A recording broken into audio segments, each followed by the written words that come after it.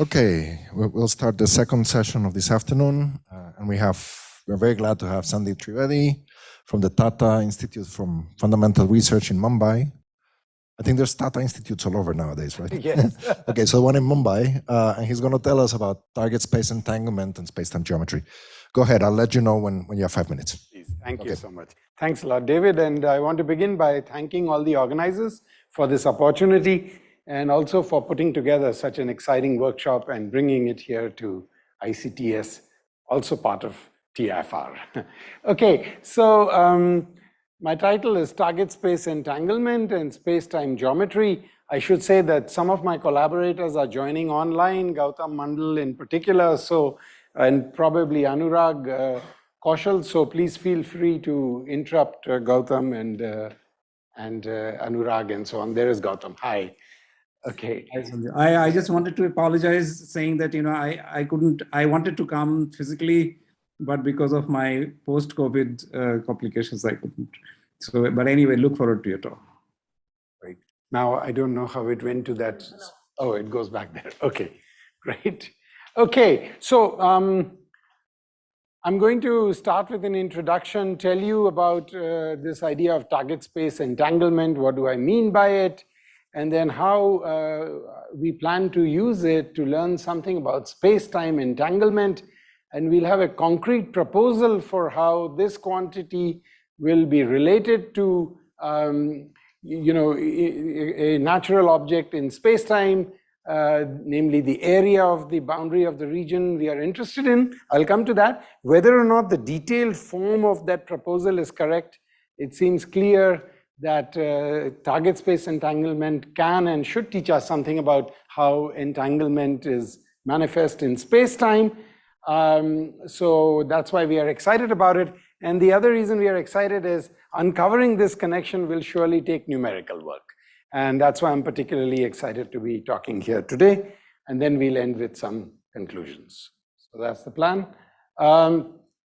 Okay, quantum correlation. I should say one more thing. Some of you have heard a version of this talk before. I apologize to you. We have some new results, but I'm not showing them because in a half-an-hour talk for a mixed audience, I thought, let me just focus on the basic ideas. So sorry if you'll get bored. Okay, quantum correlations are features which make them, as you all know, essentially different from their classical counterparts. And entanglement entropy is a measure of these quantum aspects in these correlations. It quantifies properties of the correlations which cannot arise in classical systems, even if we allow for extra local hidden variables. Okay, as Bell showed beautifully. Now, it's increasingly felt that entanglement properties of gravitational systems will play a key role in our quest to understand such systems and, in particular, therefore, then understand quantum gravity. For instance, the emergence of a smooth space-time geometry, we believe, is tied to its entanglement properties, and if it has a holographic dual, the entanglement properties of the holographic dual. But this raises a question, how do we define entanglement in space-time precisely? And this is not a straightforward question. If we had a field theory without gravity, as you all know, it is conceptually relatively straightforward.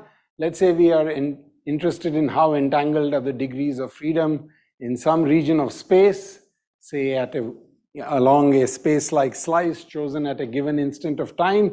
So along that slice I've shown here in this box, we are interested in some region A.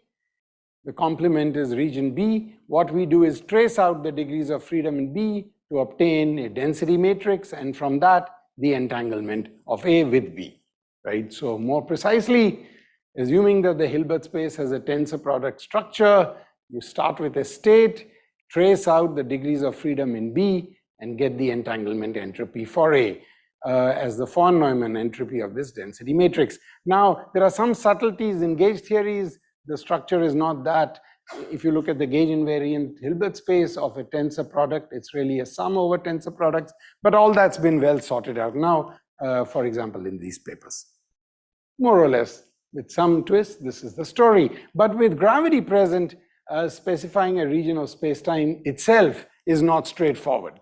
It's not easy to do in a gauge invariant way. For example, we think it's easy enough to say that we are in this room and there are degrees of freedom outside the room.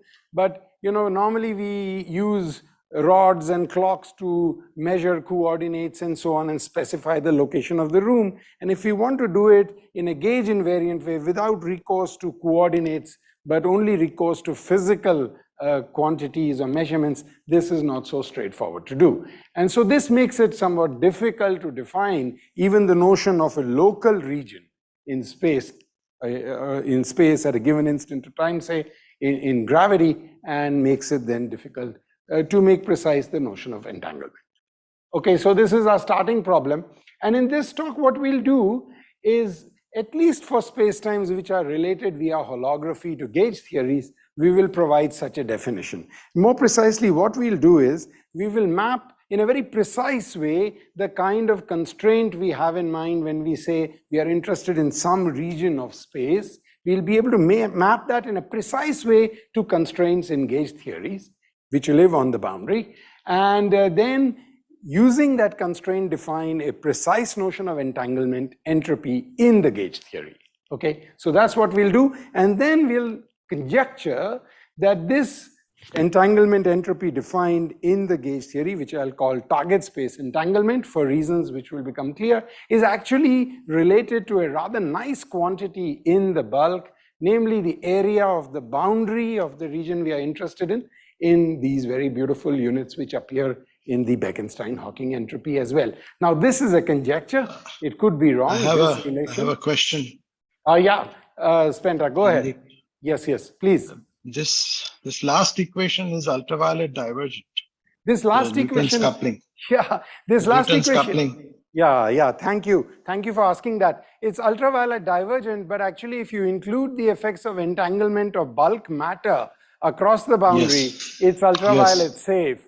And that's why yes, as you know, of course, Spenta, and that is why actually we feel this is such a natural quantity that if the precise target space entanglement we have defined has something to do with the bulk, it should be this quantity. So when you include the matter effects, then as you know, there's a renormalized Newton constant. That's what I mean putting into this formula. Okay, good. Thank you. Thanks for that question.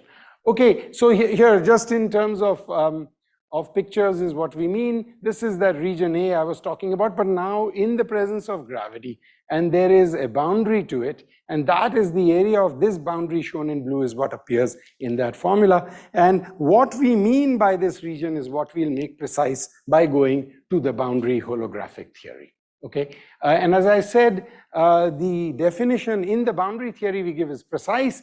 The connection to this area formula is a proposal. It may not be correct. It may need to be fine-tuned further, but it seems clear to us, or maybe we are at least optimistic, that the notion of entanglement entropy should relate to something nice in the bulk. And that will, I think, get elucidated if we can understand this entanglement entropy better. That will require in turn numerical work. So I'll come to that towards the end of the talk. Now, some of you might be wondering how what I'm talking about is related or connected to the Ryu-Takayanagi entanglement, which many of you know about. And I'll come back. There are two different notions, and I'll come back to this as we go along in the talk. Roughly speaking, the Ryu-Takayanagi entanglement refers to the entanglement of some part of base space of the boundary hologram. Whereas we are talking not of some part of the base space of the boundary theory, but of some part of the target space. And this distinction, I hope I can make clear as we go along.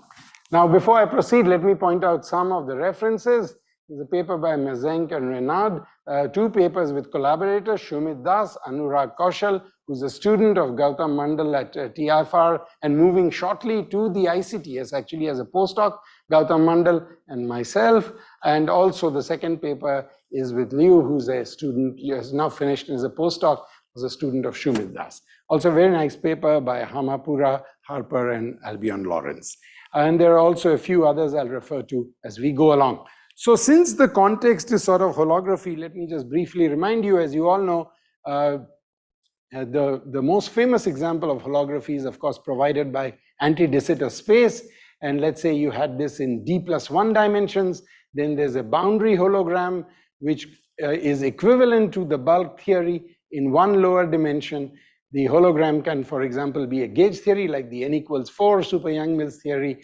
The bulk theory is a theory of gravity. But in fact, this correspondence can be extended, and this will be important for my talk today, to situations which are non-ADS spacetimes by considering the near horizon geometry of branes different from D3 branes. If you take D3 branes and you take the near horizon geometry, that gives the n=4 super Young-Mills example, but you can also consider D0 branes, p=0, D1 branes, etc., up to at least say D5 branes, and then have the analog of this correspondence. The bulk is not ADS anymore, but there is some part of the bulk at least which is well described by supergravity. The boundary is not a CFT, but again there is some sector of the boundary theory which should, in terms of energies and so on, encode for the part of the bulk which is a smooth supergravity geometry, and we hope that the correspondence works that way. And there is some evidence, growing evidence numerically actually, as you will see, as you all know, and I'll briefly remind you, that in fact this correspondence makes sense even away from p=3. Okay, and in particular I'll focus on the case of zero branes because there the ideas I'm talking about of target space entanglement are clearest and simplest to state, but these kinds of ideas can be extended to other cases as well, including say the ADS5 example or ADS4 examples, which correspond to conformal field theories. And part of the reason for focusing on the D0 case is also beautiful numerical work by some of you in the audience, which gives us hope that some of these ideas for zero branes at least and the related quantum mechanics can be tested numerically as we go ahead. Okay, so just to remind you, for the zero brane case, then the boundary theory is just pure quantum mechanics.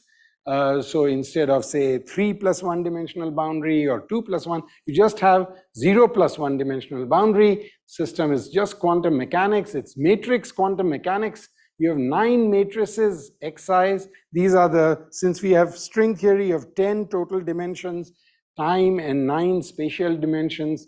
And in the boundary theory, they have become matrices now. So these are the 9 matrices. N by N, you have a gauge group, SUN gauge group, let's say. And there are also fermions for supersymmetry, but I'm not showing them. And there's a particular type of potential. So this is the theory. Details are unimportant. Just wanted to give you a flavor. Because you have n times n matrices, you have order n squared, color degrees of freedom in the system. Okay. So that's the kind of system. Now, importantly, this will be important for us. This is a gauge theory. There's a gauge field here. Of course, you only have time. It's not dynamical, but it implements a gauge constraint. So this is a UN gauge theory, and the action, it's very easy to check, is invariant under a gauge transformation under which these n by n matrices transform like adjoint degrees of freedom. Okay, so that's the system we have.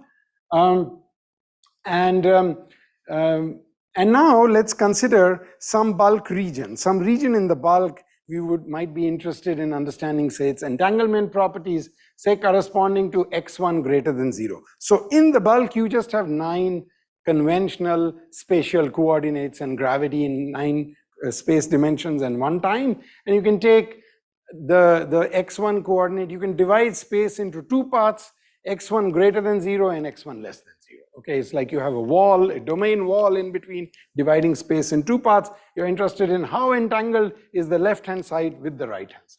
So we're interested in some bulk region corresponding to a constraint, okay? And now we want to ask, what's this entangle? Can we make precise some notion of entanglement related to this constraint?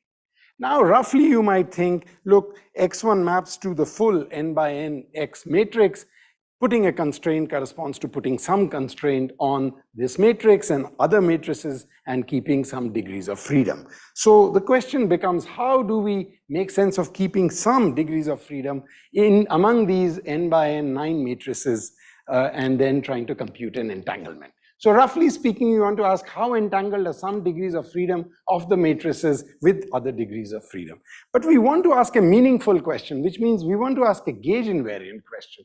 So you see, if I just took, say, the X1 matrix or any of the X matrices, and I say, look, I'm interested in asking how entangled is some M by M block with the rest. This is not a gauge invariant question, because if I did a SUN transformation, this matrix is going to transform like an adjoint representation does, as X goes to U, X, U inverse, and the M by M block will mix with everything else. So this is not a gauge invariant way to specify degrees of freedom. So how do we do it? And the real key here is that we use the constraint in the bulk. In the bulk also, to try and make sense of entanglement, I have to specify what region of the bulk I'm looking at.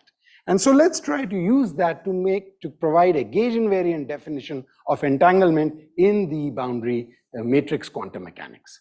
So this is just saying that the UN transformation will mix everything, and how do we do it? So now here's the idea. Let's take, say, in this simple case, you'll see we can generalize this idea for any constraint, any spatial constraint. But in this simple case where we have x1 greater than 0, so the constraint only involves the matrix x1, let's take x1, do a gauge transformation, and diagonalize it.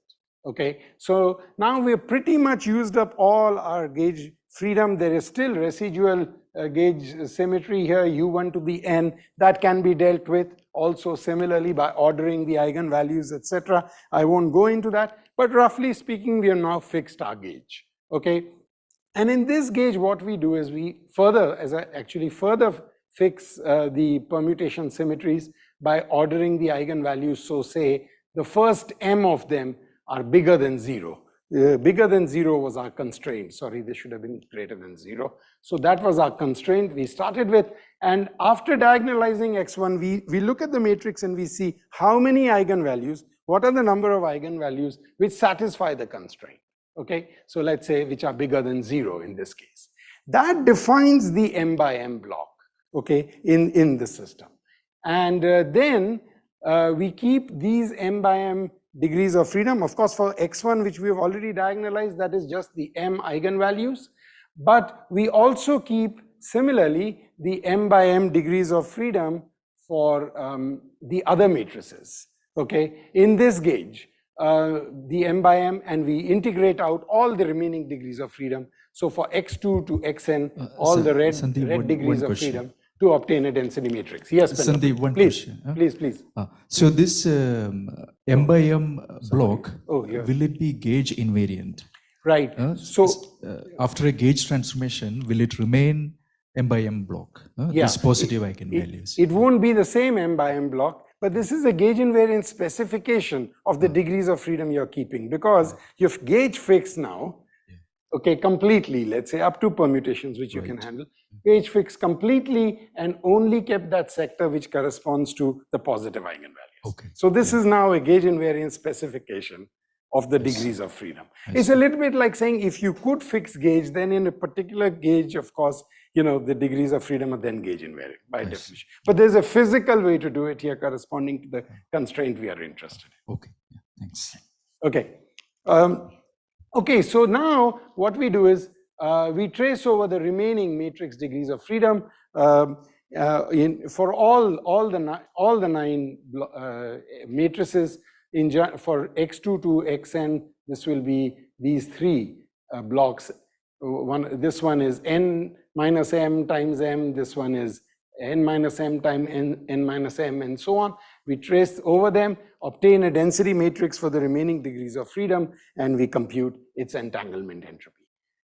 So that's what we would do. But there's one further twist. There'll be, in general, various sectors. If you took x1, in general, you could have no eigenvalue meeting the constraint, 1 eigenvalue, 2 eigenvalues, all the way up to n eigenvalues. So for each of these sectors, we compute this entanglement and you sum it up. Okay, and that is then the full entanglement we would associate with this constraint. It is gauge invariant. I gave you a sort of simple example, but you can say everything in terms of,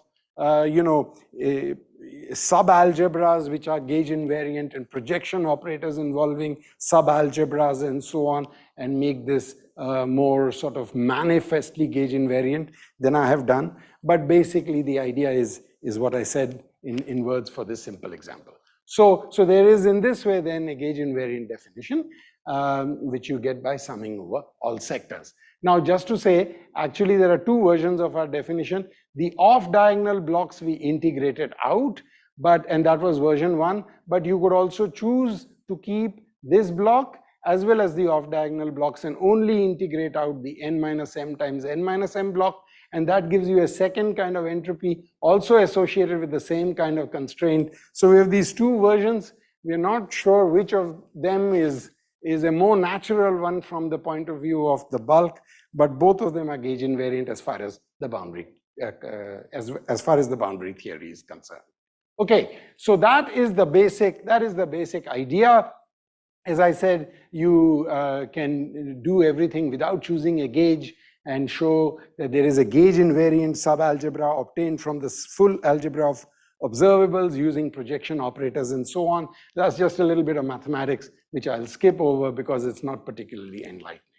Okay. Sandip, yeah. Can I ask you a question? Yes, please. What happens when you gauge fix to a diagonal matrix X1? Yeah. Since the eigenvalues are dynamical, what happens when they start coinciding? Then there is a failure of gauge invariance. Then there is a failure of gauge invariance. You're right. Yes. Then what happens is that if you have eigenvalues which are, say, positive and they coincide, then you still, in terms of the sector you're keeping, that particular sector still stays intact because it's some basically you've chosen a sector corresponding to transformations in the full UN, and that sector doesn't change. It's just that in that sector you have some eigenvalues which are coming together. And unless you have eigenvalues exactly at the boundary, this is then taken care of. And then exactly at the boundary, you have to decide to begin with, are you interested in entanglement corresponding to the constraint x1 greater than 0 or greater than equal to 0? And that's a little bit of a subtlety. You can choose one or the other and you'll get an answer. And I'm not sure how different they will be, but maybe one can examine that. So there is that remaining thing that corresponds to a, if you wish, ambiguity in how you translate the physical requirement of being in some region into a constraint. Can I ask something? Yeah, go ahead. Yeah. In the description that you gave to calculate this, like order lambda1 to lambda n and then take all those lambda which are greater than some a. In the bulk, will it correspond to some locally connected patch? Is it obvious whether it will or not? Well, if, as I was saying, what we are hoping is that if we have a smooth geometry, then this will correspond to a bulk constraint in that smooth geometry, which corresponds to x1 greater than 0, which is of course giving rise to a connected patch. So m cross m block in some of this matrix will correspond to a local patch in the bulk, you're saying? Yeah, that's what one would hope. I'll show you these pictures. Of course, as you know, there is a mapping between these eigenvalues and the Coulomb branch of d branes which move in the bulk. And if you use that mapping, then it is clear, I'll come to those pictures, that indeed, the constraints say that some eigenvalues are bigger than 0 correspond to something sensible in the bulk, namely a bunch of d branes, in this case, say little m of them, in the region of interest. And so, one would hope if smooth geometry is emerging, that this is a smooth constraint. But that's a hope. I mean, the bulk connection, we need to elucidate further. Okay. Is it okay? Should I go ahead? Okay. Now, just to say, so this is a basic definition. Now, some of you, just to come to this, might be wondering, how is this related to the Ryu-Takayanagi entanglement? And as I was saying, the Ryu-Takayanagi entanglement refers to the entanglement of the boundary theory along spatial directions in which the boundary extends. And it's an example of what we would call base space entanglement, as opposed to what we are talking about here, because we just had quantum mechanics. The theory, the boundary theory, did not extend in any spatial directions. So what was happening here was that the constraints referred to, degrees, to constraints among the degrees of freedom, among the x's, which are target space in the quantum mechanics. Okay, so that's why it's different from the usual Ryu-Takayanagi entanglement. So here is an example, just a sketch of how the Ryu-Takayanagi entanglement works. As you know, this is, say, ADS, higher dimensional. Sorry, this picture hasn't come out very well. The green is the boundary. You're interested in some region, I'm calling it B here. And then you're interested in some part of the boundary in the boundary theory. Okay, B is part of the boundary. The full boundary theory exists along the green plane, and you're interested in some part of it. And then you compute that entanglement using a surface that goes into the bulk. Okay. 5 minutes. Yeah. In our case, just to complete, perhaps there's a question. The quantum mechanics doesn't extend along any spatial directions at all. And so you're not talking about breaking up the spatial directions in which that theory existed into two parts and doing anything. Rather, you have these degrees of freedom in the quantum mechanics, and you're imposing some constraint on those degrees of freedom. Okay, was there a question? Okay, so that's the difference. Now, just to come back to this physical picture, as some of you know— Sandip, it was just a 5-minute warning. 5-minute warning. Yeah, yes. Thank you. I'm just closing up. Now, as some of you know, in these versions of the holographic correspondence for DP brains, one of the reasons we believe that correspondence is that there's a very beautiful map between the location of D brains in the bulk and the Coulomb branch of the gauge theory. And the way the correspondence goes is, if you have D brains at some locations in the bulk, then that corresponds to a state in the quantum mechanics where all the x's are diagonal, and the location in x1, x2 to xn of the D brains in the bulk corresponds to the eigenvalues for the x1 to xn, x9 matrices in the boundary theory. And then if you have some number of D brains, they could be anywhere in the x2 direction. For example, this D brain has a positive value, this one has a negative, but the brains which are meeting our constraint, x1 greater than 0, it's those brains whose degrees of freedom we want to keep. So in this picture, if these were all the number, we would be interested in the 4x4 block corresponding to these 4 D brains, and so on. So that's the picture we have in mind. And then the two versions are that you're keeping the brains meeting the constraint and the strings, open strings running between them. That is version 1. And version 2 is that you're keeping these blue strings as well as the strings running between these brains and the ones you're not keeping, which are in x1 less than 0, but you're not keeping the open strings running between the brains which are in the x1 minus, in the x1 less than 0 region. So you're not keeping those strings, but you're keeping both the blue and the black string. So those are two versions of the entanglement that I mentioned to you. Okay, and typically if you try to estimate 0th order entanglement, very, very crude, you have total n square degrees of freedom. Generically, you will partition them by half. You expect that the entanglement you get in this way will scale like order n square. And when you come to the bulk ansatz, of course, you have a G Newton in the denominator that corresponds to an n square scaling in the bulk. Now, this is a very, very crude 0th order kind of check, but of course, we will have to test numerically whether one gets an answer if you compute for the ground state of this gauge theory and entanglement, whether you get something that looks like the area in the bulk over 4G Newton. So that is part of our proposal. That's a speculation which will need to be tested. But as I said, even if it's not correct in detail, it seems clear, and at least to us, it seems pretty exciting that we should learn something about bulk entanglement using this quantity, which is quite precisely defined. Okay, just a couple of more comments and then I'll end.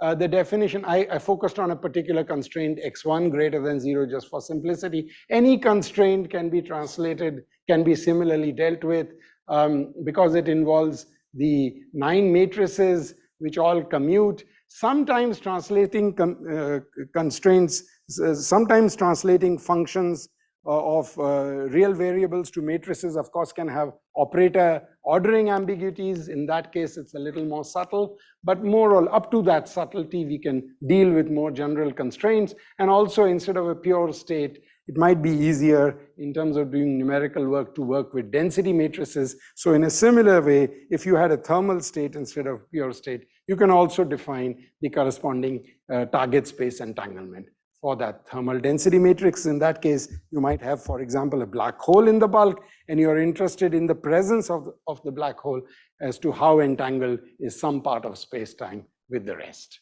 Okay, so the definition does generalize. I have to show this slide, not just because Masanori is in the audience, but just because this is really what got me so excited, and I learned about it from an ICTS talk given by Fuan Maldacena many years ago. And anyway, you know, it's so impressive, the agreement between gravity and the gauge theory calculation involving zero-brain quantum mechanics, that we hope similar calculations can be done now also for entanglement. So let me then stop. Entanglement is a key, at least this is the hype, and I think to some extent true, to understanding some of the strangeness in quantum mechanics, and might well be a key to understanding quantum gravity as well. Here we discussed how to define target space entanglement in matrix theories, which could be boundary holograms and are therefore of interest from the point of view of quantum gravity. Now we hope that this quantity can teach us something interesting about entanglement in the bulk. We have this specific proposal. It might be giving us the area in 4G Newton units.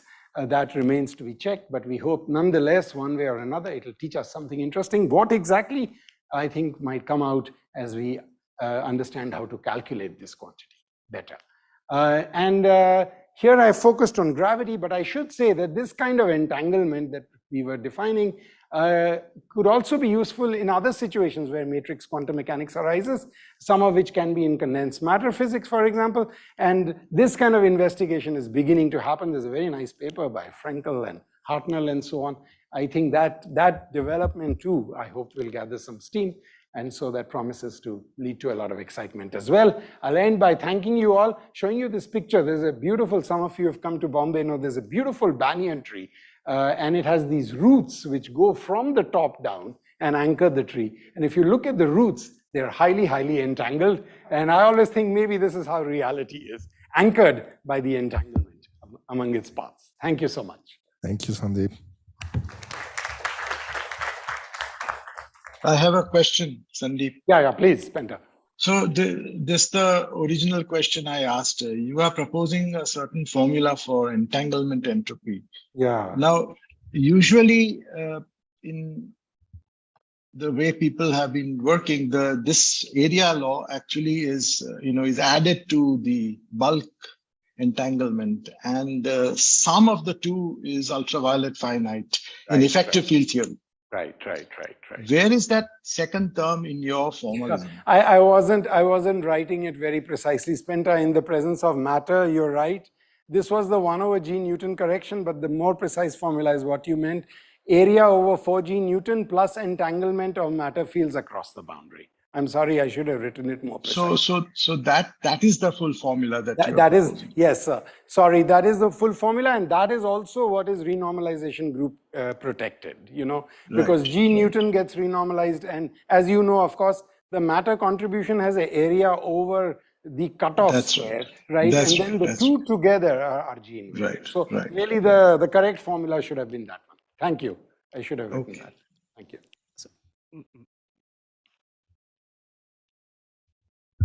When we have matrix theory, then there is partition like x is larger than 0 or x is smaller than 0.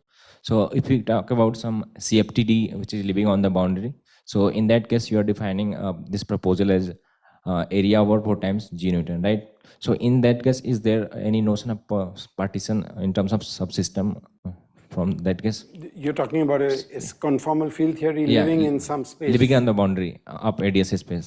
Right. So is there any notion of dividing this space into subsystems? Yes, yes. Similar to RT surface? Right. That is, in fact, the idea of the RT surface. As you know, Yeah. there you take the boundary theory and you're interested in some region where it lives, how entangled are the degrees of freedom in that part with the rest. Yeah. And that answer is given by the RT Yeah. surface, right? And here we have a different kind of quantity because the zero-brane quantum mechanics is not living in any spatial directions, right? So that was the difference between base space entanglement and target space. Okay, so suppose if we do not talk about matrix theory and we have some CFT which is living on the boundary of ADS space. So in that case, this entanglement entropy will be given by just area of the boundary divided by 4 times G Newton, right? So just there, by computing the area,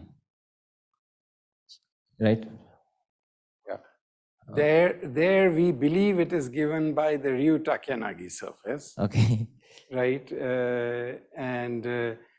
and maybe you're saying, why can't you map it to a similar constraint? I'm not sure what your question was, actually, but usually then there's very good evidence that it corresponds to the RT surface, right? Okay. So that's what I would say there. Okay. That is for sure to be true. Yeah, but I'm saying from the formula that if we want to compute this entanglement entropy, then we have to just compute the area of a constant T surface in the bulk, which will give the entanglement entropy in your proposal, right? For an appropriate surface. Okay. Because see, we started with a bulk constraint. You are starting with a boundary constraint. Yeah. And then you have to map the two. You are starting with a boundary constraint in base space. Okay. And then we have to map the two together. Okay. So that we have to think a little bit about. Okay. Thank you. Okay. So yeah, there are 2 comments and 1 question. So first about that picture of BFSS energy versus temperature. Now, Spaterodis can give you even better uploaded ones, I think. So he can give you much better one, which extends to. Please give it, and I will show it in the future. I apologize. Yeah, that's 1 comment. And another comment was, Vaibhav Gautam gave a talk about the matrix entanglement. Right. It could be good if we can understand similarity and the difference. I completely agree. Actually, I wanted to say that I tried to hear Gautam Vaibhav's talk rather hurriedly in the morning, and it's very interesting. I think there are interesting connections. So let's talk more, especially since you'll be in Bombay. Yeah. Yeah. And okay. Then I can ask a question later. No, I'm going to cut the discussion right now, and you two hash it out over coffee. We're going to try to get everyone else to talk on time. Thank you so much. Let's thank Sandip again.